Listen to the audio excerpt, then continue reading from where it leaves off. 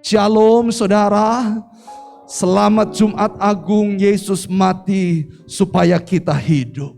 Hari ini kita akan sama-sama menikmati kebenaran firman Tuhan. Kematian Yesus membayar lunas dosa-dosa kita. Saya ajak saudara untuk melihat dua ayat di dalam 1 Korintus pasal yang ke-7 ayat 23 sampai 24.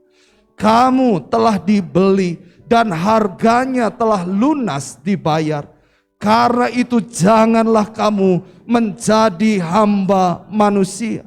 Saudara-saudara, hendaklah tiap-tiap orang tinggal di hadapan Allah dalam keadaan seperti pada waktu ia dipanggil. Amin untuk firman Tuhan. Silakan duduk Bapak Ibu.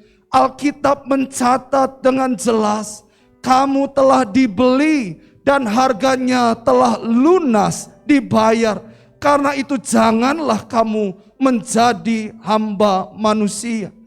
Ketika Allah mengilhami firman Tuhan ini kepada Paulus untuk jemaat di Korintus, saudara, mereka hidup di dalam iman dan percaya, tapi mereka lupa bahwa ternyata sebagai orang yang sudah ditebus, mereka harus hidup seperti yang Tuhan mau, bukan apa yang mereka mau lagi.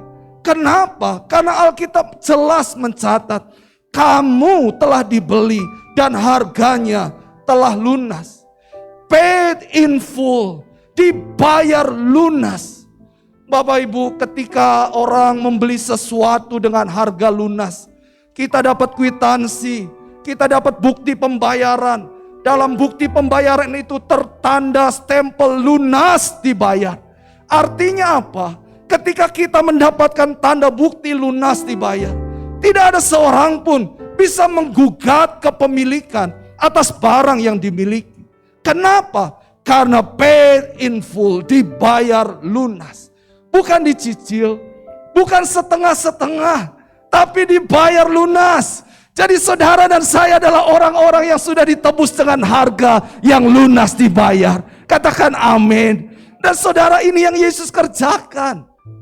Saya melihat ketika Yesus membayar lunas, saudara, ini semata-mata adalah karya Allah yang besar. Tuhan itu sudah merancangkan sebelumnya bahwa dia akan mengasihi manusia. Dia mengasihi manusia dan dia menebus dosa manusia. Makanya dia bayar lunas, tidak setengah-setengah, tidak nyicil, tapi dibayar lunas. Sehingga saya melihat kematian Yesus itu begitu penting. Kita akan melihat mengapa kematian Yesus itu begitu penting. Yang pertama, saudara, kematian Yesus adalah harganya untuk membayar lunas dosa manusia. Tidak ada harta kekayaan yang bisa sanggup untuk menebus, untuk menghapus semua dosa-dosa kita. Bapak Ibu, bukankah kita seringkali dalam keseharian kita masih jatuh di dalam dosa, kita melakukan pelanggaran. Aduh, saya melihat ada banyak anak-anak muda yang terikat dengan masturbasi, pornografi, saudara. Dan katanya susah untuk bisa lepas. Dan saya yakin tidak ada sesuatu yang bisa membayar lunas. Ada mungkin bapak-bapak yang berkata, saya gak bisa lepas dari judi, saya gak bisa lepas dari mabuk. Dan memang tidak ada sesuatu yang memampukan kita untuk bisa lepas. Tapi dengar baik-baik, walaupun dosamu semerah kermisi, Tuhan pulihkan seperti salju. Walaupun dosa kita merah seperti kain kesumba, Tuhan putihkan seperti bulu domba. Dan tidak ada harga yang pantas untuk menebus dosamu dan dosaku selain kematian Kristus di atas kayu salib.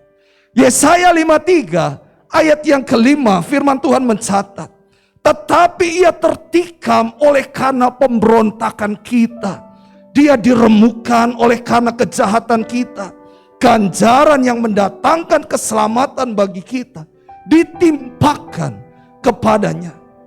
Dan oleh bilur-bilurnya kita menjadi sembuh. Katakan amin. Dalam terjemahan bahasa Indonesia sehari-hari diterjemahkan seperti ini.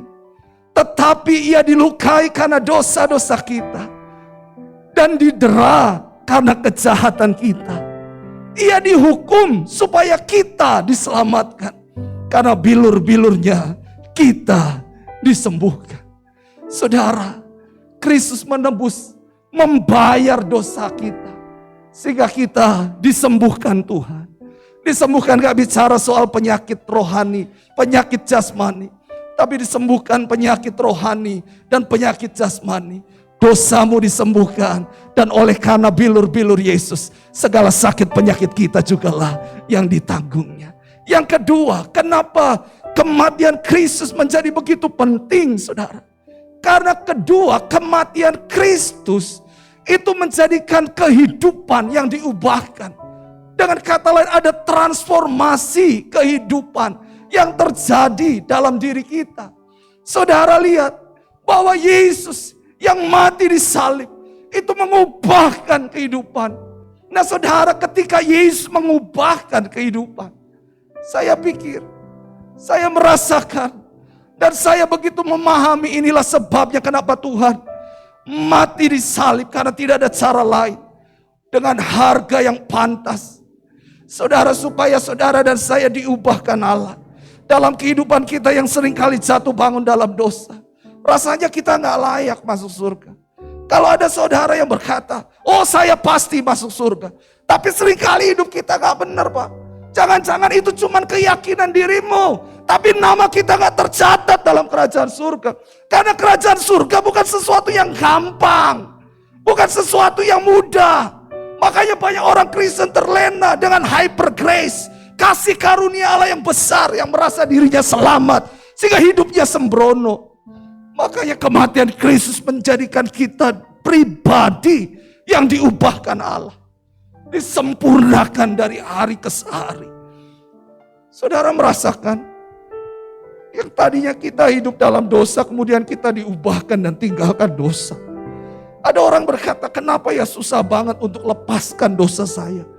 Saya udah doa Pak Pendeta, saya udah minta untuk didoakan, tapi juga gak bisa lepas. Saya bilang memang gak mudah untuk bisa lepas dari jerat dosa. Tapi karena kasih karunia Allah, kematian Yesus, kita semua disanggupkan untuk menjadi pribadi yang diubahkan. Beri tepuk tangan yang meriah.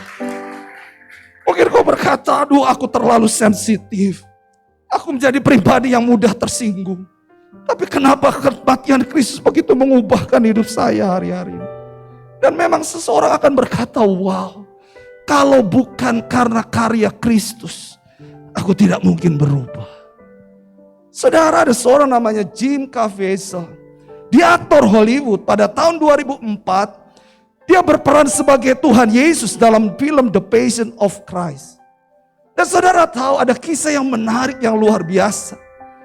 Ketika Mel Gibson menawari Jim Caviezel untuk main menjadi seseorang yang memerankan tokoh Yesus dalam film yang akan digarapnya, Jim Caviezel berpikir keras. Dia merenungkan dan berpikir secara matang. Kenapa? Karena pengalaman-pengalaman yang dia tahu, ketika ada orang, ada aktor yang memainkan tokoh peran sebagai Yesus dalam sebuah film tentang Yesus, orang-orang Yahudi gak terlalu suka. Sehingga orang-orang Yahudi yang punya peran penting dalam dunia perfilman di Hollywood akan gak pakai lagi orang ini.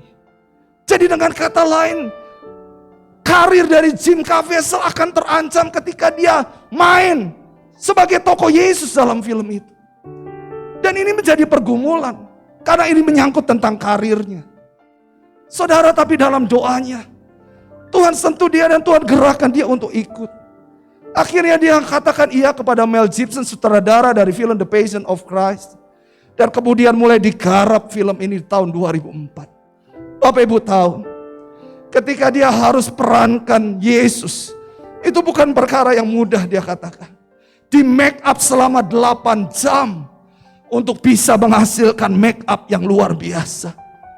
Saudara, saat dia angkat itu palang kayu salib, Dan sutradara Mel Gibson memvisualisasikan semuanya seperti yang Yesus alami, sehingga palang salib juga itu seberat dan sebesar yang Yesus angkat.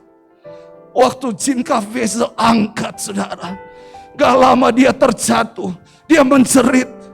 Dan orang-orang yang di sekitarnya, kru film melihat, oh bagus banget ini acting dari Jim Caviezel. Jim Caviezel menjerit dan berkata, saya cedera. Ternyata bahunya terlepas, saudara kasih Tuhan. Dislokasi. Sehingga dia harus dilarikan ke rumah sakit.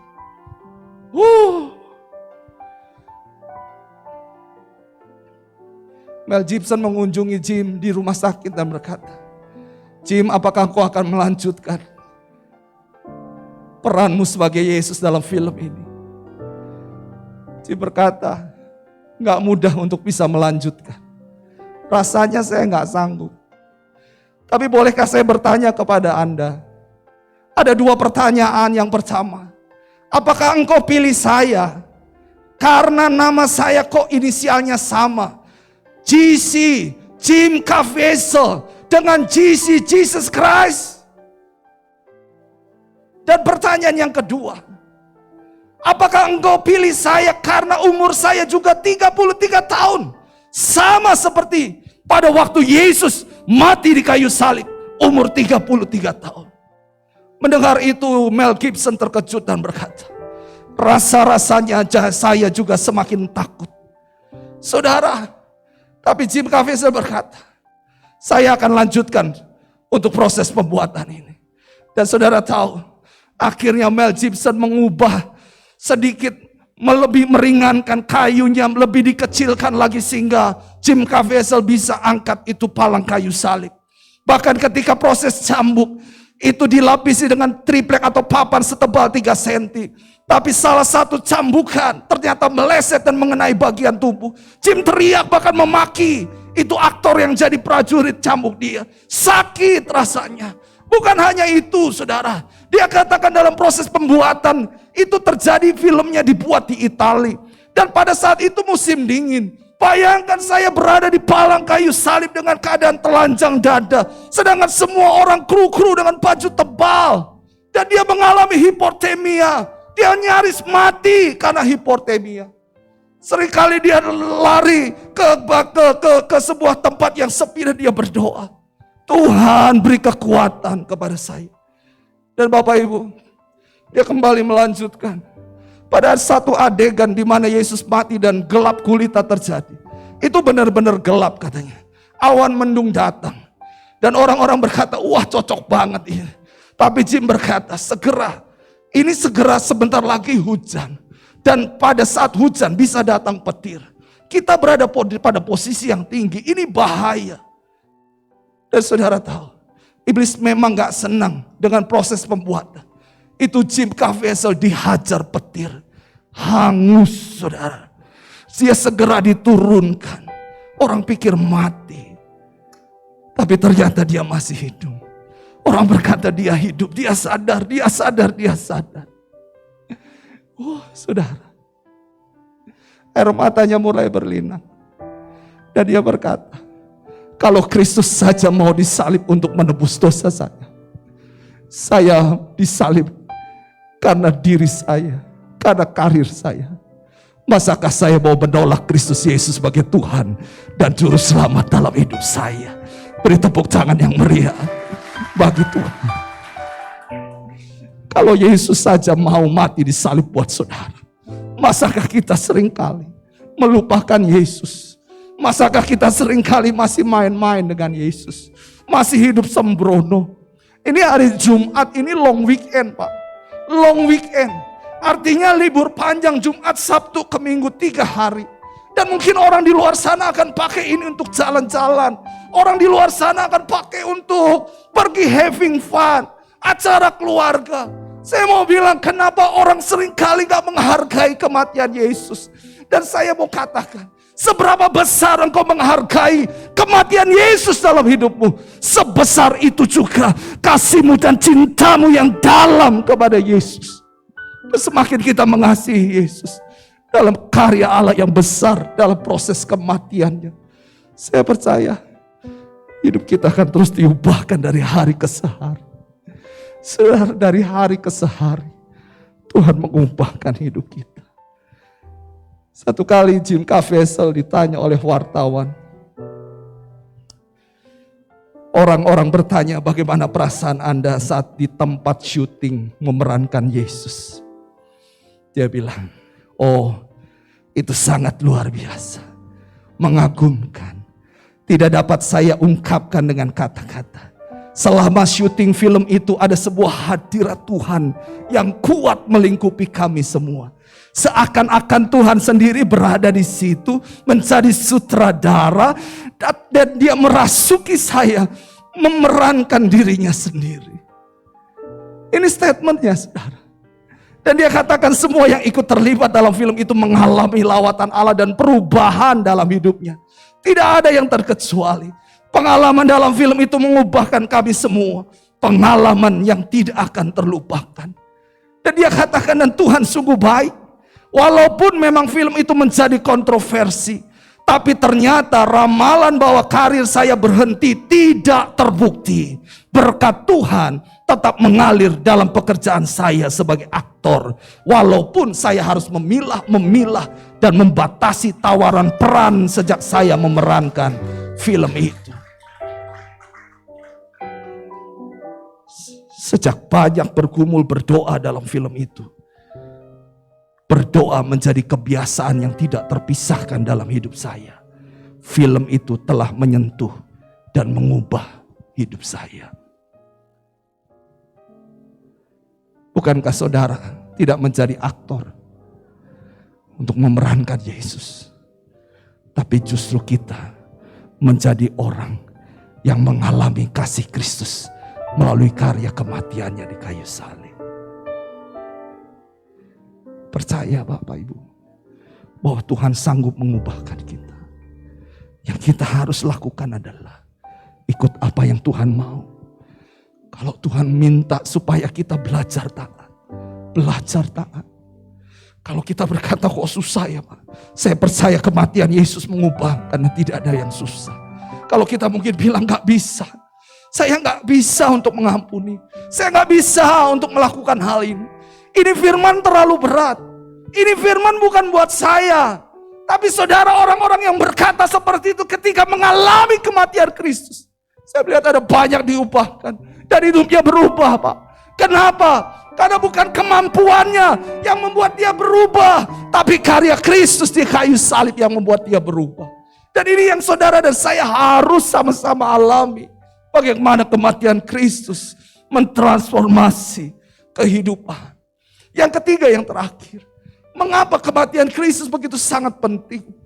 Di ayat yang ke-24 firman Tuhan berkata seperti ini. Saudara-saudara, hendaklah tiap-tiap orang tinggal di hadapan Allah dalam keadaan seperti waktu ia dipanggil. Jadi Bapak Ibu lihat, kematian Yesus itu menjadikan kita tinggal dalam keadaan seperti waktu kita dipanggil. Kalau kita lihat Kejadian pasal 1 ayat 26, 27. Tuhan katakan Allah menciptakan kita segambar dan serupa dengan Allah. Artinya ada satu fellowship, hubungan yang baik. Satu relasi yang luar biasa indah antara kita dengan Bapa. Tapi Adam dan Hawa di Taman Eden dalam Kejadian 3 mereka jatuh ke dalam dosa. Dan Tuhan harus mengeluarkan mereka dari taman itu. Kenapa saudara? Bukan sebagai konsekuensi. Tapi Tuhan menjaga jangan sampai mereka makan buah kehidupan. Mereka sudah makan buah pengetahuan baik dan jahat. Tapi ada satu pohon lagi, yaitu pohon kehidupan yang kalau mereka makan buahnya, mereka akan berdosa dan selamanya berdosa. Oleh karenanya Tuhan keluarkan mereka dari Taman Eden. Dan inilah awal dari keterpisahan manusia dengan dosa. Kecenderungan manusia untuk berbuat dosa. Pak, makanya tanpa disadari, seringkali kita jatuh dalam dosa. Kita mudah tersinggung. Kita gak bisa melakukan firman Tuhan secara total.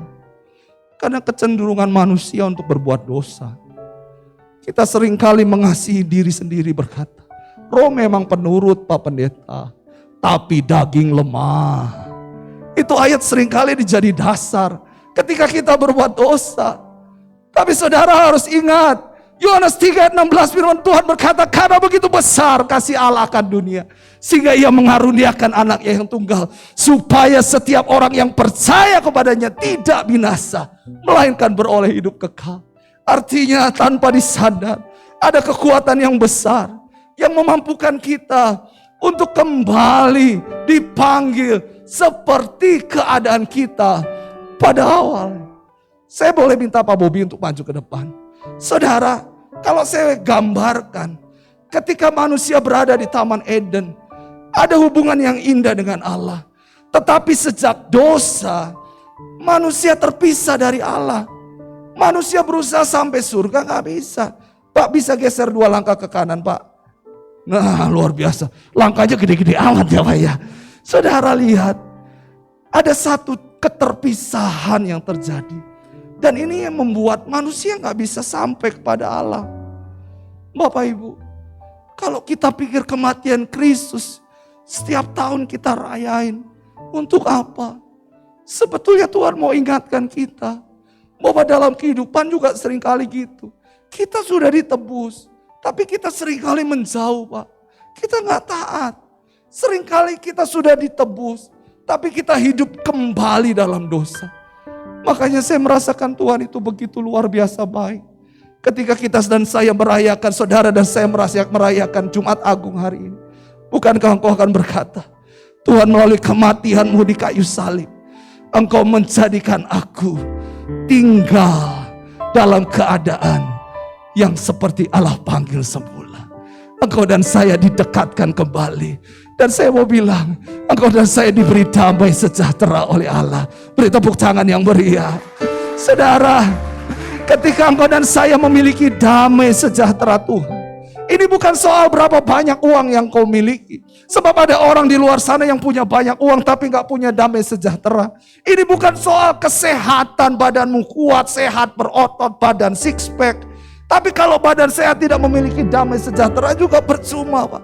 Tapi keadaan di mana engkau dipanggil oleh Allah untuk kembali dekat, untuk kembali seperti keadaan semula. Saya percaya damai sejahtera Tuhan turun dalam hidupmu. Sekalipun badai hidup masih menggoncang hidupmu, engkau tetap merasakan damai sejahtera. Sekalipun tubuh kita tidak lagi kuat, tapi damai sejahtera Tuhan terus mengalir dalam hidup kita. Yang percaya beri tepuk tangan yang meriah buat Tuhan. Thank you ya Pak Bobi.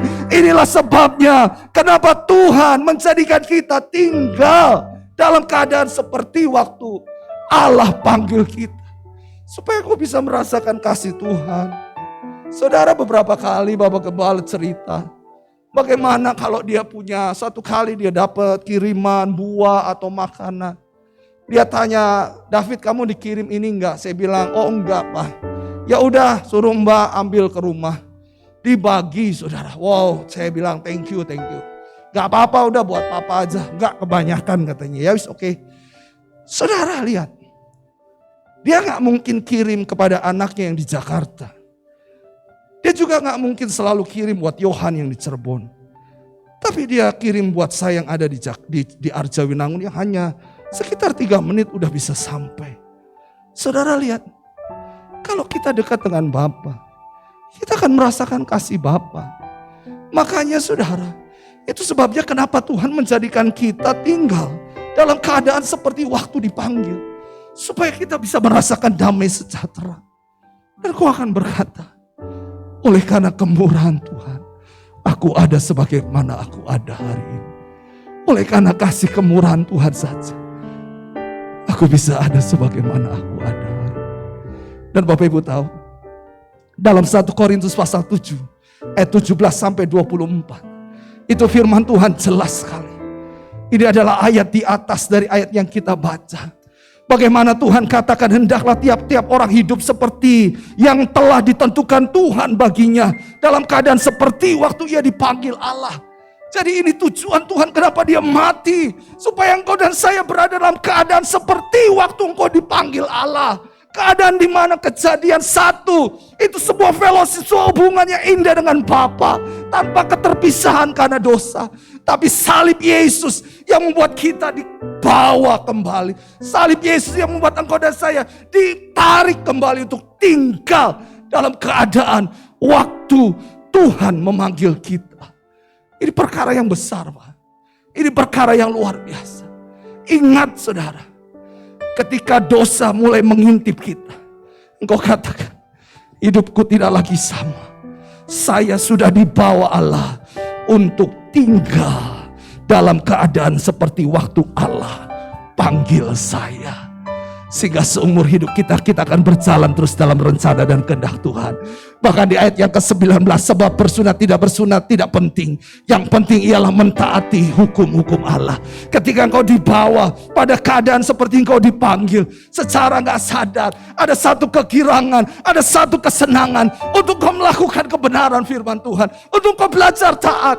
Mungkin pada waktu di sini kau berkata, susah banget ya bayar perpuluhan, susah banget ya untuk mengampuni, susah banget ya untuk hidup kudus, susah banget ya untuk gak nonton video porno, susah banget ya untuk bisa belajar taat. Tapi saudara dibawa oleh kasih anugerah Tuhan, pada akhirnya engkau menjadikan segala hukum-hukum Tuhan kesenangan yang luar biasa. Karena damai sejahtera Tuhan turun melingkupi kita. Katakan haleluya. Saudara, rasakan anugerah Tuhan, rancangan Tuhan yang besar dalam hidup kita. Bukankah Yeremia 29 ayat 11? Firman Tuhan berkata, sebab aku mengetahui rancangan-rancangan apa yang ada padaku mengenai kamu. Demikian firman Tuhan, yaitu rancangan damai sejahtera dan bukan rancangan kecelakaan, untuk memberikan kepadamu hari depan yang penuh dengan pengharapan. Kasih tepuk tangan yang meriah buat Tuhan. Kematian Kristus adalah harga yang pas. Engkau dan saya sudah dibayar lunas. Kematian Kristus mengubahkan hidup kita, mentransformasi hidup kita. Dan tanpa engkau sadari, kita dimampukan, kita diubahkan. Tanpa engkau sadar, yang di sini susah, tapi Kristus datang disalib sehingga kita diubahkan. Dan damai sejahtera Tuhan mengalir dalam hidup saudara, karena engkau berada di tempat yang seharusnya engkau berada, yaitu tinggal dekat dengan Tuhan. Makanya kesimpulannya, kematian Tuhan Yesus di kayu salib begitu sangat penting, karena dosa-dosa kita telah dibayar lunas. Dan kita yang menerima dan percaya pada karya Kristus di kayu salib membuat kita beroleh penebusan, diubahkan dan dipulihkan. Beri tepuk tangan sekali lagi yang meriah. Terima kasih Tuhan Yesus.